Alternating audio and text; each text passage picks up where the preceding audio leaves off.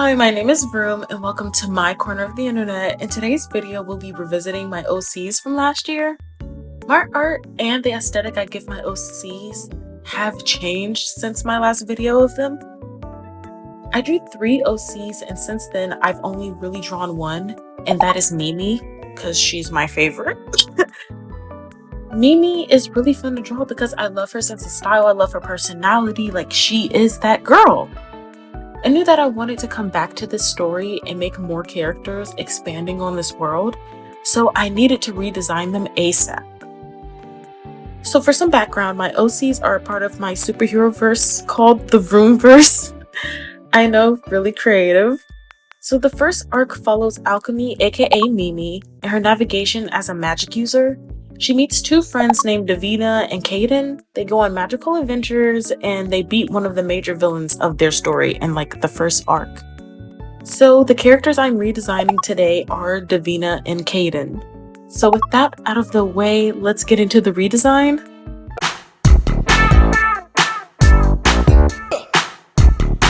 The first character I'll be redesigning is Divina. Looking back, I can say that I didn't really try for Divina's personal style. I saw that one image with that one girl wearing all these skirts and tank tops that give a jellyfish vibes, and I was like, yes, that's it. Yeah, sometimes I do go on Pinterest and I will scroll and see what outfits suit my character, but now I've gotten better and I'll like pick multiple and try to mash them together to fit a specific vibe I'm going for.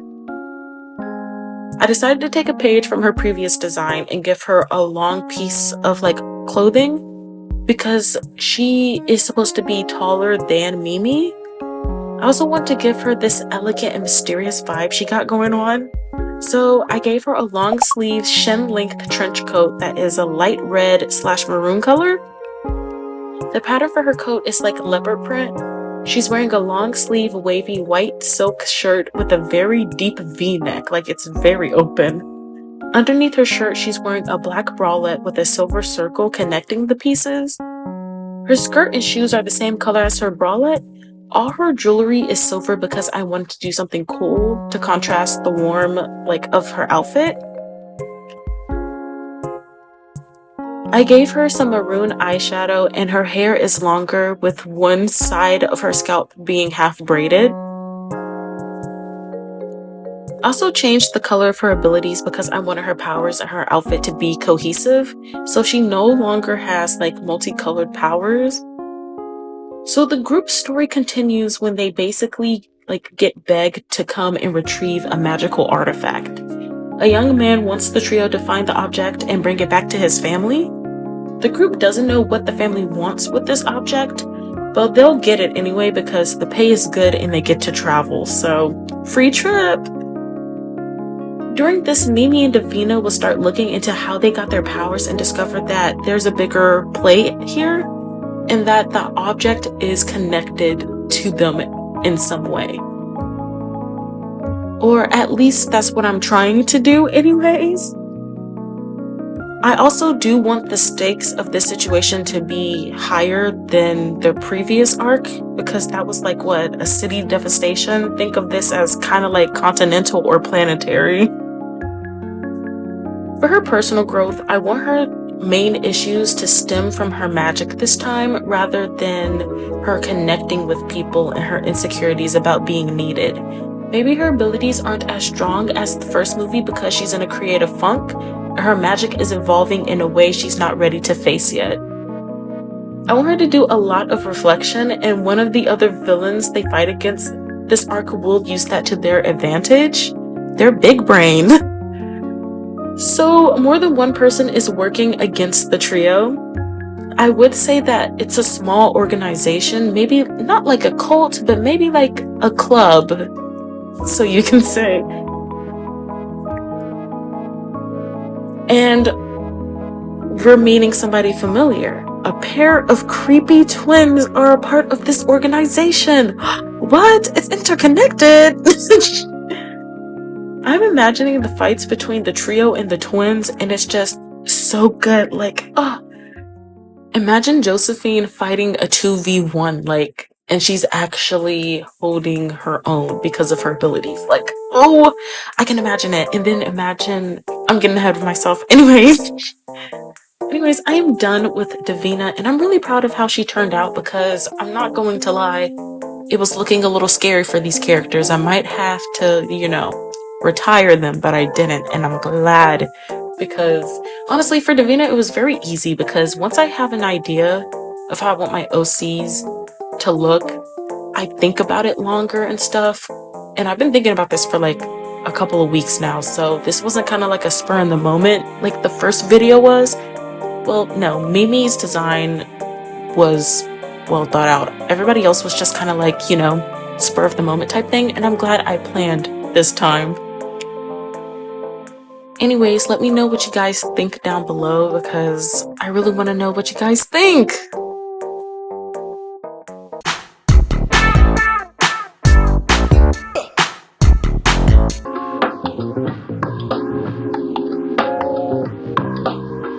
Kayden is the one who changed the most, like looks wise. He used to look busted, like, oh, it's not funny. It's really not. Like, out of all the male characters I have drawn from like last year up until now, he is the one I am most embarrassed about. He used to have the ability of just being allergic to slay. Like, he did not want to look good. He was happy to look a mess, and I was happy to oblige, but not anymore. He looks good now. When redesigning him, I was going to give him a long tan trench coat, but then he was starting to look like another magic user, and I had to nip that in the bud. Because, like, you're looking kind of familiar right now. So as I was brainstorming, I knew I wanted Kay to complement the others. So I knew I wanted to give him both cool and warm tones since Mimi wears purple and Divina wears red. And I wanted Kay to basically have both to like basically make the group look cohesive and balanced, but also give him his own sense of style and color. I also wanted to like compromise and give him like a long, piece of clothing, so I gave him a vest instead. So anyways, he's wearing a dark muted teal long sleeve collared button down shirt that's folded at his elbows and is open and is showing his chest. The buttons are silver and he's wearing a knee-length sleeveless reddish brown vest. His slacks are brown and wide-legged. His belt is a dark brown with a silver buckle, and his shoes are brown and black dress shoes. His hair is now blonde and he's unintentionally twinning with Mimi. When redesigning him, I completely forgot that Mimi has blonde hair also, and it's a good thing that her ends are brown and they don't have similar facial features. Like, that's crazy. For his jewelry, he's wearing mixed metals because I want to show that while Mimi and Divina are the powerhouses of the group, and it seems like they could do this without Kay, they really can't. And they all need each other and they're a family. But I also wanted to do mixed metals with him since like Divina's silver and Mimi's gold. So best of both worlds. I would say that his personality had changed a little bit. He's a little more confident, while at most times he can be quiet and nervous and keep to himself. That is something he is working on. There has been a slight improvement since the first arc. Get him talking about the occult, though, he's yapping your ear off and your friends for life.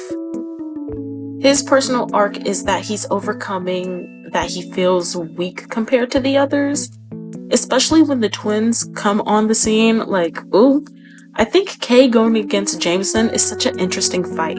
Kay will have to gain more confidence and put himself out there if he wants to get a leg up on Jameson, since Jameson is the brains behind him and his sister's operations. I can imagine it. Kay grows, meeting new people, learning how to navigate through tough situations, and basically putting faith in himself.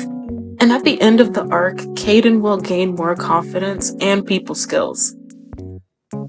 Kay himself doesn't have any magical abilities. I would say at the beginning of the story, Kay finds a magical necklace. Like at the very beginning. The ability that Kay gets from the necklace is him making constructs to help him fight, do research, and do other things. Like, I'm so big brained. I don't want him to be a frontline fighter. He's mostly there for like support and research, so he can hold off on his own, but that's not the main objective of his character. You know what I mean?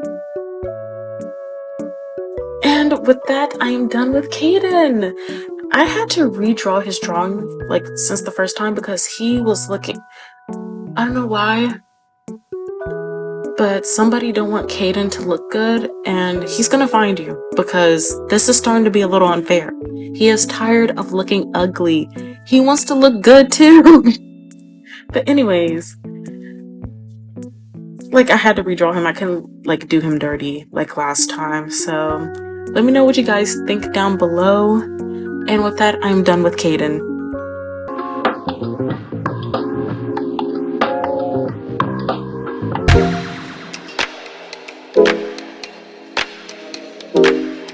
I know this isn't a redesign, but I decided to include a recent speed paint of Mimi. It'll feel weird talking about the progression of the story and not include her. So her outfit remains the same because I think it fits her personally. The last time I drew Mimi was early this year, and that's still a work in progress. I'm gonna have to redraw that one. Like, ooh, that did not look good.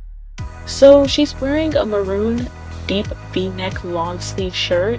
The collar and the sleeves are made of this light purple lace. Her sleeves on the shirt are flowy and long, trying to she's a free flowy spirit. Her shirt is cropped and her pants are some low-waisted light washed capris. She's wearing some black heeled boots and her jewelry is like gold except for one purple piece. Her eyeshadow is also purple, and her hair is platinum blonde in a high ponytail with the dyed ends and choppy bangs. Mimi's personal arc is that she actually has to start applying herself more and actually care about how her actions affect herself and others, because last time I spoke, I said she is a little selfish, but she has to look out for number one. Not this time. She's growing. She's gonna have to make tough decisions that may make some people angry, but it's for the betterment of the world, so are they really bad decisions? I think Mimi will crack under the pressure since the group in the story will be spread thin with finding the artifact, fighting all of these people, and basically discovering the origin of their magic.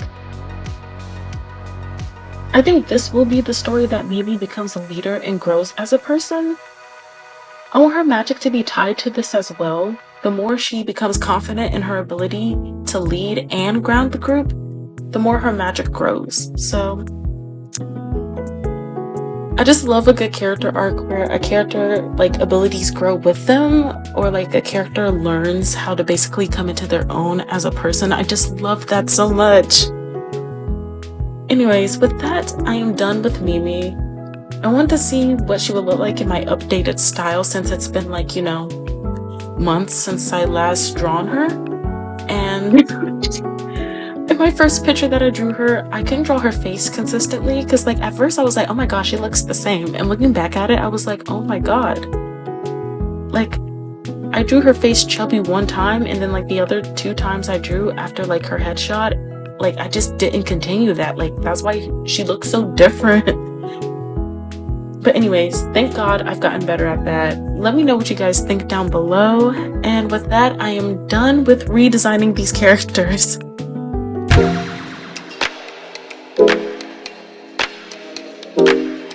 I honestly can't believe it's almost been a year since I came up with these characters. Seeing how much my art has improved is crazy. I'm glad to get through these redesigns because I wanted to expand on the Roomverse. I still laugh every time I say that, it's so silly. I have also decided on a name for this little trio. They're called the Misfits. Oh my god, it sounds so silly. Anyways, they're called the Misfits, always struggling and never feeling like they belong until they found each other. Aww. A little sappy. I'll always say this, but I really do want to draw these characters more. And I will try. I promise. I gotta get better at this. Which one was everyone's favorite? In general, out of all the characters, Mimi is my fave. But I would say that I really like Kay's redesign a lot. He's how I imagine him to be currently, and he no longer looks chopped. Like, thank God. I also did a really good job with Divina. She turned out so well. I also imagined her to look like this, and she turned out so good. Everyone, a round of applause for me. Clap, clap, clap for doing such a good job. Anyways, that's all I have to say about these characters. I'm so sorry for the short outro. I hope you guys are doing well, eating and drinking enough water. Don't forget to take care of yourselves, and I hope you guys continue to thrive. If you enjoyed this video, don't forget to like, comment, and subscribe. And that's all until next time. Bye!